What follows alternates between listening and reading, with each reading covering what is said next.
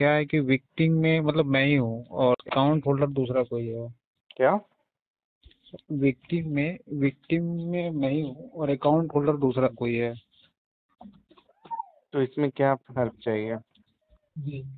Sir actually क्या हुआ था कि एक बंदा था जो कि मैंने फेसबुक से ही उसका नंबर निकाला था, मतलब मिला था मुझे हम्म। अकाउंट रेंट वगैरह पे देने के लिए। उसके बाद से क्या हुआ कि उसने बोला था कि गेमिंग फंडिंग में हम लोग चलाएंगे अकाउंट। हम्म। उसके बाद उसने बोला कि ठीक है आप अकाउंट दे दो, क्योंकि मैं सर फाइनेंस सेक्टर में काम करता हूँ, कॉर्पोरेट डीएसए जो होता है लोन हम्म। सेल्स का काम। तो मेरे पास एक फाइल आया हुआ था लोन के लिए, तो उसमें उनका सिविल स्कोर मतलब बेकार था और 2 करोड़ का उनका ऑलरेडी लोन चल रहा था। हम्म। तो मैंने बोल दिया कि एक काम करो, एक बंदा है वो कुछ संस्था है, वो ट्रांजेक्शन वगैरह आपके अकाउंट को करेंगे लेके, हम्म। और वो जो भी ट्रांजेक्शन होगा उसका परसेंटेज लोग देंगे। हम्म। गेमिंग का फंडिंग रहता है। तो आपको क्या फायदा था इसमें? तो उसमें क्या है, तो उसके बाद फिर से वो तो अकाउंट तो चला उसमें। उसमें मुझे भी बोला था, ऑफर किया था कि मैं आपको कुछ कमीशन दे दूंगा। हम्म। तो मैं भी सोचा चलो ठीक है, क्या पता, मतलब मैं भी यही सोचा कि जो भी हो मिलेगा तो ठीक है। कोई भी सर आजकल तो मतलब कोई भी सोचता है कि चलो ठीक है, मुझे कि नहीं इतना मतलब ध्यान नहीं दिया मैंने सोचा गेमिंग वाला ही होगा। तो उसने क्या किया, अकाउंट तो जो बंदा मेरा क्लाइंट था जिसका नाम संतोष जायसवाल है, उस उस अकाउंट को मेरे मेरे पास फॉरवर्ड कर दिया। उसका net banking, user ID, password सब उन्होंने मांगा था, क्यूआर कोड तक, मतलब सारा A to Z सारा चीज उन लोगों ने मांगा था। हम्म। उसके बाद से उसका डिटेल्स लेके उसका पूरा टेस्टिंग किया, पता नहीं एपीके कोई आता है, फाइल आता है, वो उससे पूरा उसका डिटेल्स एसएमएस वगैरह ट्रैक करके फिर उसको उसका टिकट करवाए वो लोग, उसके भाई का, उसका बड़ा भाई को बुलाए और जयपुर बुलवाए। वहाँ पे ट्रांजेक्शन हुआ, 3 से 4 दिन ट्रांजेक्शन हुआ। हम्म। तो फिर ये 2 दिन तो ट्रांजेक्शन हुआ, तो उसने कुछ नहीं दिया। मैंने बोला कि क्या हुआ, कुछ पैसा नहीं दिए इसको क्या, तो कह रहा है कि कल दे देंगे, परसों दे देंगे। फिर एक मतलब कुछ पैसा दिया उसको। फिर 2 3 दिन बाद फिर अकाउंट मतलब उसने झगड़ा किया कि पैसा मेरा परसेंटेज पूरा क्लियर नहीं दे रहा है।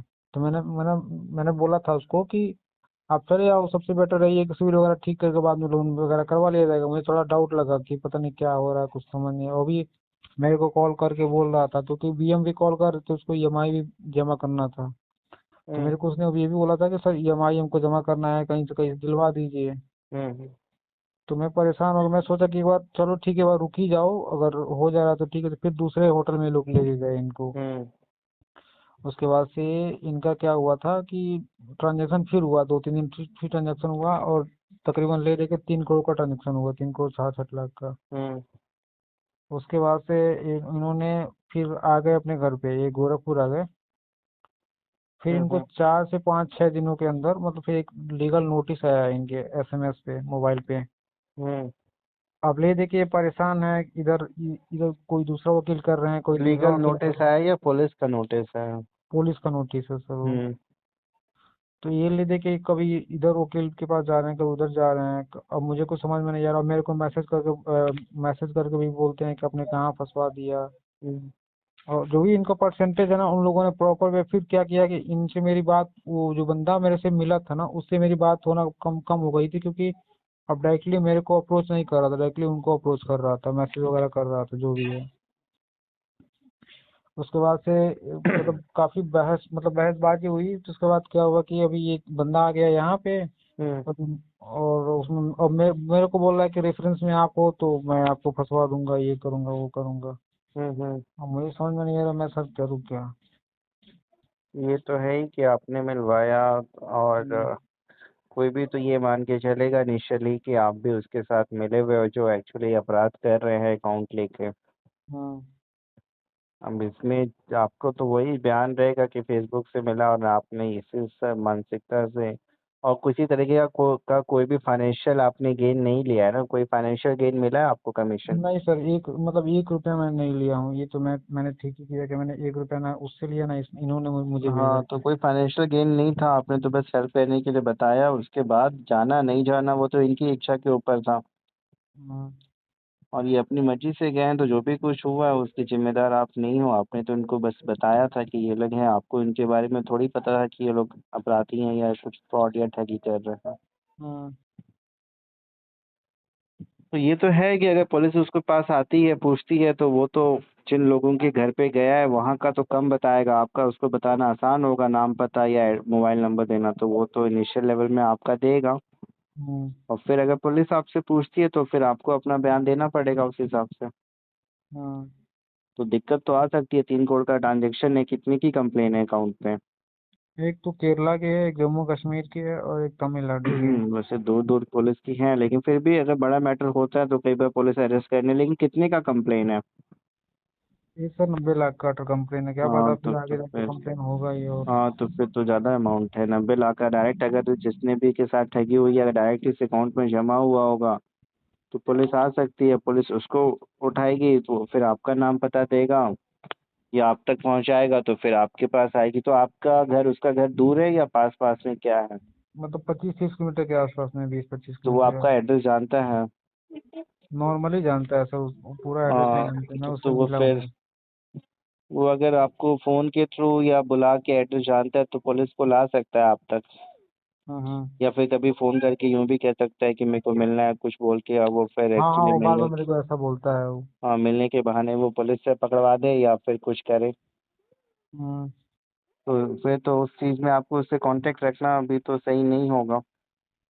अच्छा सर, क्या है, थोड़ा मैं सोचता हूँ ना कि मेरे वजह से किसी को प्रॉब्लम हो, मैं उससे मतलब लगातार कांटेक्ट भी कर रहा हूँ, नहीं, तो कॉल अब भी। आपकी वज़ह से उसको प्रॉब्लम हुआ है, लेकिन गलती तो उसकी भी है, लालच अब उसको भी समझ में नहीं आया। ये तो है कि आपको तो वो मतलब कि अगर कहीं न कहीं बेवकूफ़ी तो आपकी भी है, उसकी भी है, लालच दोनों का था।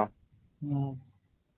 लेकिन आपको तो अगर इस बिज़नेस में हो तो समझ में आना चाहिए ना, अकाउंट ट्रेंड जैसे नहीं, ऐसा कुछ होता नहीं है। गेमिंग ऐप में बोल के वो क्या करेंगे, नहीं करेंगे, और जयपुर, राजस्थान तो ये पूरा अड्डा बन गया है। अकाउंट हम्म। देना, होटल में रखना, ट्रांज़ैक्शन करना, एक्चुअली जितने भी ऑनलाइन डिजिटल अरेस्ट या साइबर ठगी होते हैं, उसी में आप ही के अकाउंट का इस्तेमाल करते हैं। वो जो ठगी करने वाले लोग कभी नहीं पकड़े जाते, अकाउंट और यहाँ आपका तक होता है। यहाँ तक कभी कभी, जैसे कभी कभी मैसेज वो करता हूँ ना मैं उसको, जो बंदा है वो तो आपको भी पता है कि सिम कार्ड उसका नहीं होगा। वो कहीं कुछ उसका नहीं होता है, ना लोकेशन पता, ना सिम उसका, ना कहीं कुछ।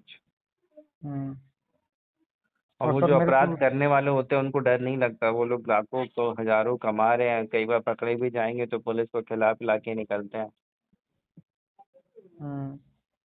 तो पुलिस को भी क्या होता है, सामने वाला जो कमा रहा है पकड़ा गया, लाख, 2 लाख, 10 लाख दिए, निकल जाता है। हम्म। तो अब उनको दिक्कत ये है सर, देखिए हम लोग स्टार्टिंग से हम लोग कुछ क्राइम व्राइम किए नहीं है, और दिक्कत ये है कि वही है मैंने। कि आपने कुछ किया नहीं है, लेकिन इस प्रॉब्लम में फँस गए हैं तो दिक्कत तो आएगी। हम्म। दिक्कत तो भोले-भाले लोगों को ही आती है, जो एक्चुअल क्रिमिनल होते हैं वो तो बच ही जाते हैं। हम्म। तो इसमें फिर भी होगा कुछ नहीं, जो आपके साथ हुआ है, किसी तरीके का कोई फाइनेंशियल आपने गेन नहीं किया है, तो अपराध आप पे डायरेक्ट नहीं बनता है। सावधान हो चाहिए। ऐसे बहुत सारे ऑफर्स आपको फेसबुक, इंस्टाग्राम, व्हाट्सएप पे या आपका फ्रेंड या कोई जान पहचान का बोलेगा, जॉब देने के नाम पे अकाउंट खुलवाए जाएंगे, लोन सैंक्शन कराने के नाम पे अकाउंट खुलाए जाएंगे, या यूं ही पैसे का लालच दे के आपसे आपका अकाउंट मांगा जाएगा, सिम मांगा जाएगा, अकाउंट का एक्सेस मांगा जाएगा। लेकिन आपको समझना होगा कि जो एक्सेस करेगा वो इलीगल हो सकता है। कहा तो यही जाता है कि गेमिंग का पैसा है, लीगल पैसा है, लेकिन फ्रॉड का पैसा होता है। ऐसे किसी भी लालच में ना आए, अपना अकाउंट किसी भी कीमत पे किसी व्यक्ति को ना दें। अगर फंस गए हैं, किसी ने फंसाया है, तो उस व्यक्ति के खिलाफ़ कंप्लेन करें, जिससे कि आपकी जवाबदेही ना हो। और फिर भी कोई कानूनी मदद चाहिए, अकाउंट कैसे अनफ्रीज़ करें, कोई पुलिस का नोटिस आया उसका कैसे जवाब दें, कैसे बचें, किसी भी कानूनी मदद, एडवाइस, हेल्प के लिए, जिससे कि आपका समय, पैसा और मानसिक परेशानी बच सके, डर भय दूर हो सके, उसके लिए आप हमें व्हाट्सअप करें, हेल्प मिलेगा। वीडियो को लाइक करें, चैनल को सब्सक्राइब करें।